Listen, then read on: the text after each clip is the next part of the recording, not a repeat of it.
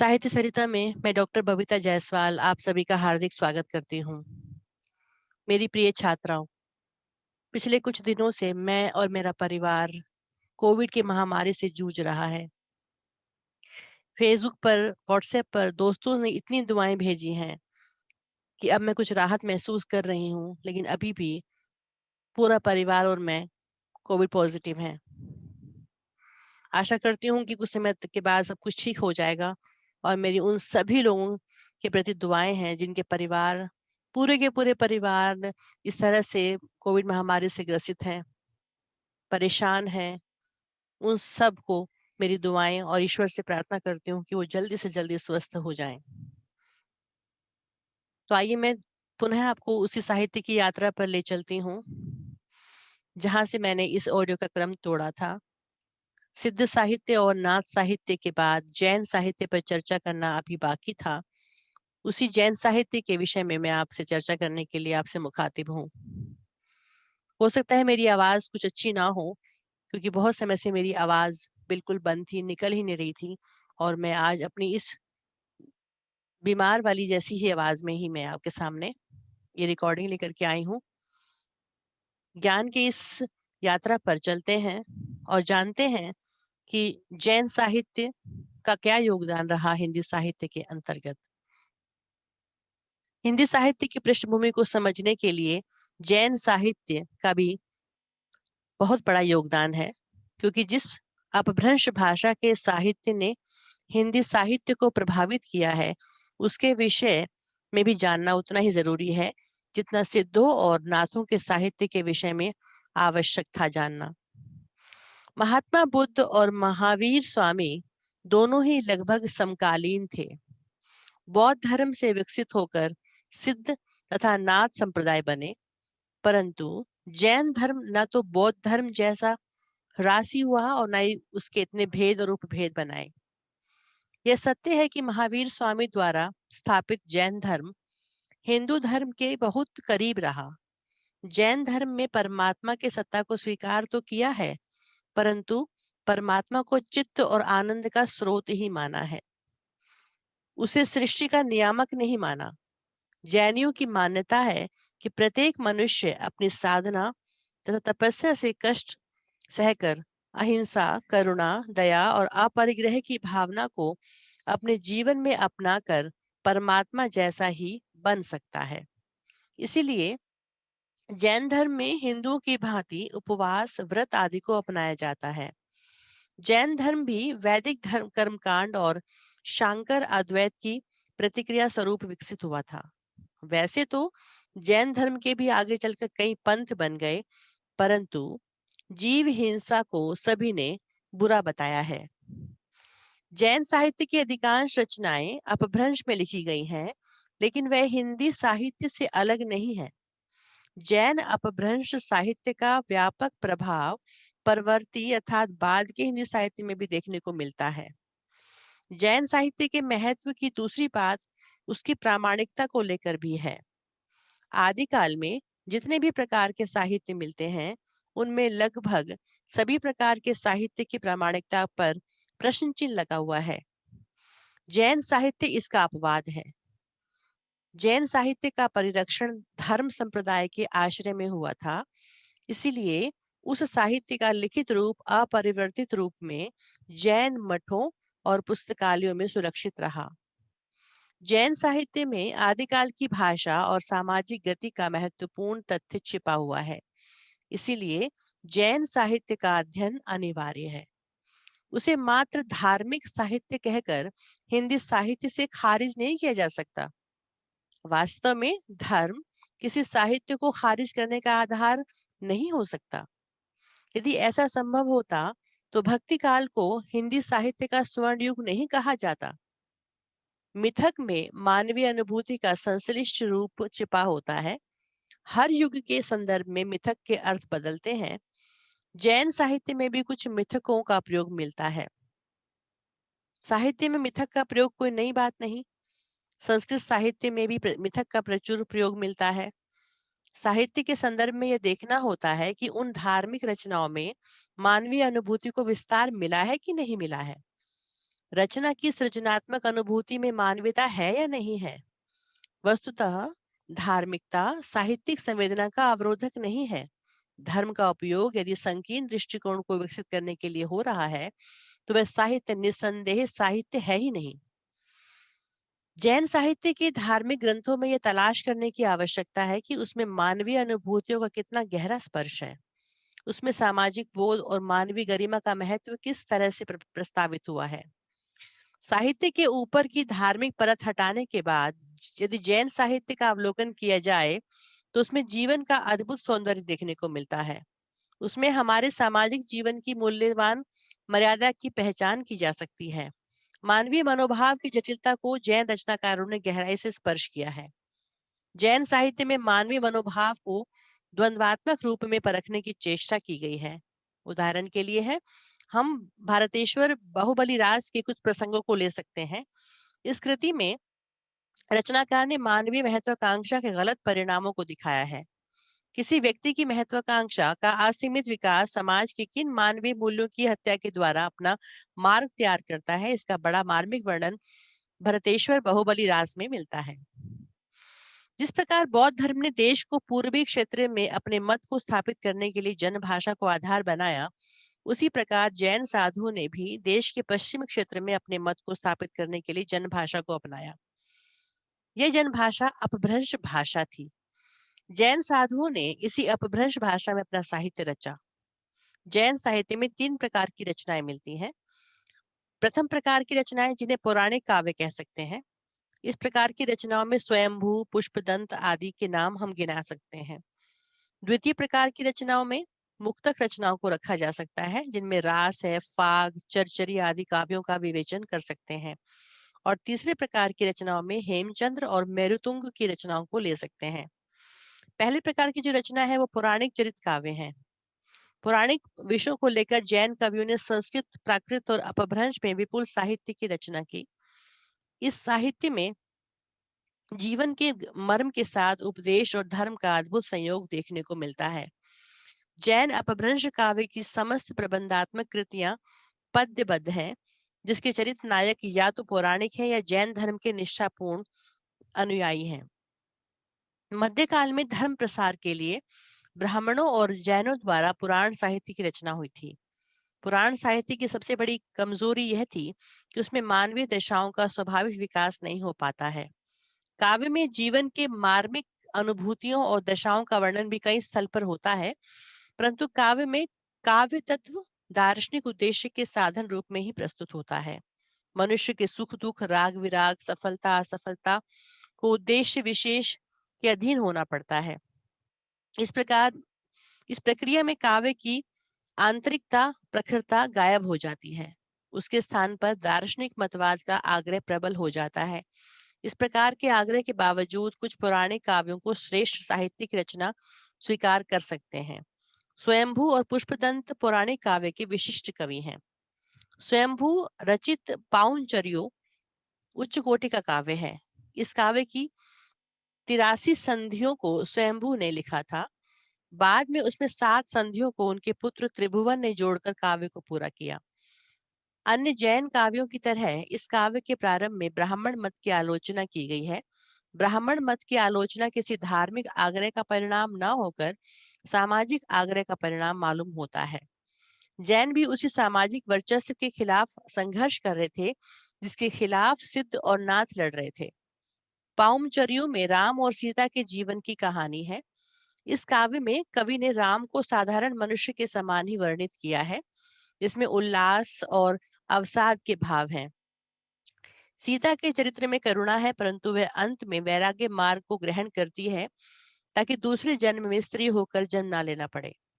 स्त्री करुणा को रचकर काम कवि ने सामंती का समाज के यथार्थ चित्र को उद्घाटित कर दिया है। मेघनाथ और हनुमान के युद्ध का वर्णन करता हुआ कवि ये बताना नहीं भूला है कि ये दोनों जिनके भक्त थे। काव्य में धार्मिक रंग भी चढ़ा दिया गया है, परंतु उसके बीच जीवन की स्वाभाविकता का प्रसार भी कम नहीं है। महापुराण पुष्पदंत द्वारा रचित एक महाकाव्य है। महापुराण का मतलब प्राचीन काल की महती कथा से है। महापुराण में जैन धर्म के 63 पूर्व महापुरुषों का वर्णन है। महापुराण की कथा वस्तु का फलक अत्यधिक विराट है। महापुराण की विशिष्टता उसके धार्मिक होने में नहीं है, उसकी महत्ता मानव जीवन की अभिव्यंजना में है। पर्यावरण के प्रति कवि में आत्मीयता है। नागकुमार चरित या नायकुमार चरियो पुष्पदंत की दूसरी रचना है। इस काव्य कृति में नागकुमार के अनेक विवाहों के वर्णन, व्रत करने के प्रसंग और अंत में तपस्या द्वारा मोक्ष प्राप्त करने की कथा है। नख शिख वर्णन, संयोग, श्रृंगार आदि के अनेक प्रसंग कृति में मिलते हैं, परंतु अंत में वैराग्यपूर्ण वातावरण इन लौकिक प्रसंगों को ढक लेता है। नागकुमार चरित में कवित्व के प्राचुर्य की अपेक्षा घटना का प्राचुर्य है। जसहर चरियु में पुष्पदंत हिंसा की निंदा करते हैं। जसहर की मां ने पुत्र की मंगल कामना के लिए आटे के कुक्कट की बलि दी थी। इस हिंसा की प्रवृत्ति के कारण उन्हें अनेक जन्मों में भटकना पड़ा था। जैन काव्य में कहीं कहीं धर्म ने लौकिक अनुभूति को आच्छादित कर लिया है। लौकिक अनुभूति और धार्मिक अनुभूति के बीच द्वंद्वात्मक भाव पैदा हो गया है। विचारधारा की प्रबलता के कारण अंत में मोक्ष, वैराग्य आदि का पक्ष रखा गया है, परंतु जीवन की जटिलता से पैदा होने वाली कठिनाइयों से कवि ने मुंह नहीं मोड़ा है। कवि धनपाल की कृति भविष्य तक कहा जैन चरित काव्य की एक महत्वपूर्ण रचना है। इस काव्य में लौकिक अनुभूति और धार्मिक अनुभूति के बीच तीव्र द्वंद्व देखने को मिलता है। सामंती समाज में बहुपत्नी की प्रथा थी। बहुपत्नी की प्रथा के कारण गृहस्थ धर्म में विषमता पैदा होती थी। भविष्य कहा में कहानी कुछ इसी से संबंधित है। धनपाल की दो स्त्रियां थीं, कमलश्री और स्वरूपा। कमलश्री का पुत्र भविष्य था और स्वरूपा का पुत्र बंधुदत्त था। दोनों सौतेले भाइयों की आपसी प्रतिद्वंद्विता और प्रतिशोध को कवि ने मानवीय तरीके से रचा है और अंत में कमलश्री और उसके पुत्र भविष्यत की विजय को दिखाया है। भविष्यत की विजय इसलिए होती है क्योंकि वह धर्मपरायण था। अगला प्रकार है मुक्तक काव्य का। जैन साहित्य में चरित काव्य के अतिरिक्त मुक्तक काव्य की रचनाएं भी हुई हैं। मुक्तक साहित्य में प्रधान रूप से दो प्रकार की भावधारा मिलती है। पहली प्रकार की वे रचनाएं हैं जो साधकों को लक्ष्य में रखकर लिखी गई हैं। यह काव्य परम समाधि और रहस्यात्मक अनुभूतियों को ध्यान में रखकर लिखा गया है। दूसरे प्रकार की काव्य रचना का संबंध जैन काव्य के आचरण शास्त्र से है। इस प्रकार की काव्य रचना का उद्देश्य श्रावकों को तीर्थ, व्रत, उपवास आदि का उपदेश देना है। इस प्रकार रचनाओं में रास, फाग, चरचरी आदि को रख सकते हैं। अगला प्रकार है रहस्यात्मक साहित्य, जो जैन साहित्य की मुख्य देन है। रहस्यानुभूति का प्रभाव जैन साहित्य में भी देखने को मिलता है। जैन धर्म में रहस्यवादी काव्य की संख्या अल्प मात्रा में ही है। जोइंदू का परमात्म प्रकाश और योगसार तथा मुनिराम सिंह का पाहुड़ दोहा जैन साहित्य की उल्लेखनीय रहस्यवादी काव्य कृतियां हैं। परमात्म प्रकाश में परमात्मा को नित्य निरंजन स्वरूप माना गया है। जोइंदू के अनुसार वह परमात्मा योग, वेद और शास्त्रों से नहीं जाना जा सकता। निर्मल ध्यान द्वारा उसकी अनुभूति की जा सकती है। ब्रह्म मन इंद्रिय आदि के व्यापारों से भिन्न होते हुए भी शरीर में निवास करता है और पूरे विश्व में व्याप्त है। जैन धर्म के दार्शनिक सिद्धांतों को जयोइंदु ने काव्यात्मक सांचे में ढालने का प्रयास किया है। जैन दर्शन में कहा गया है कि आत्मज्ञान से मिथ्या दृष्टि दूर हो जाती है और परम पद की प्राप्ति होती है। समान विकल्पों का विलय होना परम समाधि है और परम समाधि की प्राप्ति से समस्त संसार के अशुभ कर्मों का क्षय हो जाता है। पाहुड़ दोहा में मुनिराम सिंह ने मूर्ति पूजा का खंडन किया है। पाहुड़ दोहा में योग परक शब्दावली का प्रयोग मिलता है। योग के साधना परक विधान की ओर भी कवि ने संकेत किया है। स्त्री परक रूपकों के सहारे मोक्ष आदि का वर्णन पाहुड़ दोहा की उल्लेखनीय विशेषता है। इसके बाद जैन रहस्यवादी काव्य में रचनाकारों ने आत्म अनुभव को प्रमुख माना है। आत्म अनुभव ही शरीर का परम प्राप्तव्य है। इसके पश्चात जैन रास साहित्य मिलता है। बाद के जैन साहित्य में रास ग्रंथों की प्रचुरता दिखाई पड़ती है। वस्तुतः रास नृत्य, गीत और अभिनय के संपृक्त मनोभावों को सूचित करता है। ताल देकर काव्य का गायन किया जाता था, इसलिए उसमें नृत्य, संगीत और अभिनय का स्वाभाविक रूप से जुड़ाव हो गया। रूप गठन की दृष्टि से प्रबंध और मुक्तक दोनों में रास काव्य लिखे गए हैं। प्रमुख रस ग्रंथों में भरतेश्वर बाहुबली रास, चंदन बाला रास और उपदेश रसायन रास नाम गिनाया जा सकता है। भरतेश्वर बाहुबली रास शालिभद्र सूरी की रचना है। इसे हम कथा काव्य भी कह सकते हैं, जिसमें कथा और गायन का विशिष्ट सम्मिश्रण है। भरतेश्वर बाहुबली रास में रचनाकार ने हिंसा का विरोध किया है। कवि ने यह संकेत करने का प्रयास किया है कि सामंती समाज में युद्ध की विभीषिका कितनी भयानक होती थी। चंदन बाला रास में कवि असुग ने नारी जीवन की करुणा को बड़ी सहृदयता से रचा है। इस काव्य से पता चलता है कि सामंती समाज में नारी की स्थिति कितनी दयनीय होती थी। उस समाज में नारी का संपत्ति की तरह अपहरण होता था। इस कृति में चंदन बाला का अपहरण होता है और उसे एक सेठ के यहाँ बेच दिए जाता है। तमाम कष्टों और दुखों के बाद भी चंदन बाला अपने नारीत्व की रक्षा करती है। रास काव्य में दूसरे प्रकार की रचना उपदेश साहित्य का अंग है। इस प्रकार के रास साहित्य में सामाजिक व्यवस्था को सामने रखकर गृहस्थ को अपने धर्म का पालन करने का आदेश और उपदेश दिया जाता था। जिन पूजा, अहिंसा व्रत पालन, कीर्तन में मन लगाने और काम क्रोध आदि मनोविकार से बचने की सलाह देना उन उपदेश ग्रंथों का प्रमुख उद्देश्य है। जिनदंत सूरी का उपदेश रसायन इसी प्रकार की कृति है। उपदेश रसायन रास का काव्य रूप चरचरी कहा गया है। चरचरी की भी वही विशेषता होती है जो रास ग्रंथ की विशेषता होती है। चरचरी की रचना भी मंदिर में गाने के लिए होती थी। जैन साहित्य के मुक्तक काव्य में फागु की रचना भी मिलती है। फागु का संबंध फाल्गुन से है। बसंत के आगमन पर प्रकृति में नवजीवन का संचार होने लगता है। मानव हृदय में प्रेम और श्रृंगार की भावनाएं प्रस्फुटित होने लगती हैं। वास्तव में फागु लोकगीत है। जैन आचार्यों ने प्रेम और मस्ती भरे काव्य में भी धार्मिकता का रंग भर दिया है। राजशेखर कृत नेमिनाथ फागु काव्य का श्रेष्ठ उदाहरण है। नेमिनाथ फागु की कथा इस प्रकार है कि नेमिनाथ का विवाह राजमती से निश्चित हुआ।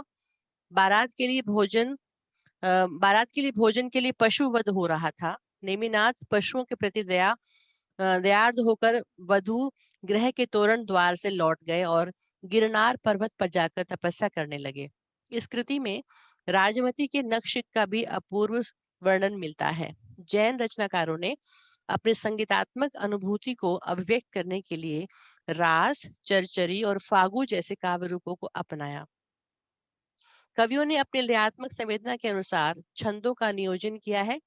छंदों के शब्दों की ध्वनि में तुकांत का प्रयोग किया गया है और संगीतात्मक अनुभूति को उत्पन्न करने की चेष्टा की गई है।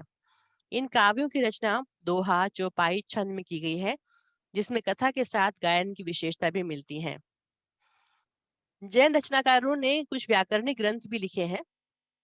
आचार्य हेमचंद्र का सिद्ध हेमचंद्र शब्दानुशासन अपभ्रंश व्याकरण का ग्रंथ है। इस ग्रंथ की रचना 1143 ईस्वी के आसपास हुई थी। इस ग्रंथ में संस्कृत, प्राकृत और अपभ्रंश तीनों भाषाओं का समावेश मिलता है। इस व्याकरण ग्रंथ में हेमचंद्र ने संस्कृत और प्राकृत भाषाओं के एकाध उदाहरण भी प्रस्तुत किए हैं, परंतु अपभ्रंश के उदाहरण में उन्होंने संपूर्ण गाथा और छंद दे दिए हैं। हेमचंद्र के व्याकरण से इस बात का पता चलता है कि तब तक अपभ्रंश भाषा साहित्य की भाषा हो चुकी थी, परंतु अपभ्रंश के परिनिष्ठित रूप से अलग देश भाषा और अपभ्रंश के योग से एक नई भाषा विकसित हो रही थी। इसी भाषा का विकास आगे चलकर हिंदी के रूप में हुआ। हेमचंद्र दो प्रकार की अपभ्रंश भाषा की सूचना देते हैं। पहली प्रकार की नागर अपभ्रंश है और दूसरे प्रकार की भाषा जो ग्राम्य अपभ्रंश है। ग्राम्य अपभ्रंश और देश भाषा के स्वाभाविक मिश्रण से एक नए प्रकार की भाषा की शुरुआत होती है, जो अपभ्रंश की साहित्यिकता और शास्त्रीयता से अलग हटी हुई थी। उसका पता हमें हेमचंद्र के शब्दानुशासन से ही चलता है। आचार्य मेरुतुंग की रचना प्रबंध चिंतामणि संस्कृत ग्रंथ भोज प्रबंध के ढंग पर लिखी गई थी। इसमें बहुत से प्राचीन राजाओं के आख्यान संग्रहित किए गए थे। इनमें से कुछ रचनाएं धाराधिपति मुंज की कही जाती हैं। इस ग्रंथ के अपभ्रंश के जो नमूने प्रस्तुत किए गए हैं, वे अधिकतर मौलिक रूप में लिखे हुए नहीं हैं। अगर हम देखें तो जैन कवियों के अंतर्गत यदि हम नाम लें तो जैन आचार्य स्वयंभू, पुष्पदंत, आचार्य देवसेन, आचार्य हेमचंद्र, सोमप्रभ सूरी, मेरुतुंग आदि का नाम हमें देखने को मिलता है, जिन्होंने जैन साहित्य की रचनाओं में अपना योगदान दिया है। हिंदी की प्रारंभिक संवेदना का विकास सिद्ध, नाथ और जैन साहित्य की विद्रोही चेतना से ही माना जा सकता है। इस धारा से संबंध रचनाकार एक खास वर्ग के सामाजिक वर्चस्व के खिलाफ खड़े हुए थे। उनकी इसी चेतना के कारण उनके साहित्य की संवेदना और अभिव्यंजना का तेवर बदला हुआ मालूम पड़ता है।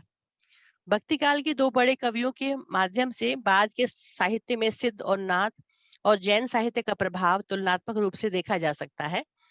कबीर की परंपरा विद्रोह की परंपरा थी। उन्होंने सिद्धों और नाथों से केवल दर्शन ही ग्रहण नहीं किया था, बल्कि बीजक, साखी, सबद और रमैनी के लिए भी वे उनके ऋणी रहे हैं। तुलसीदास ने जिस कड़बक शैली में रामचरितमानस को रचा, वह जैन अपभ्रंश साहित्य का अपना आविष्कार था। सूरदास राग के आधार पर छंद को रचते हैं। इसकी शुरुआत सिद्धों की रचनाओं से देखी जा सकती है। जिस छंद और लय को सिद्धों, नाथों और जैनियों ने संघर्ष से प्राप्त किया था, वह हिंदी भाषा में सहज ही उपलब्ध हो पाई। हर युग का अपना छंद और अपना लय विधान होता है। उसे समकालीन जीवन और समाज रचता है।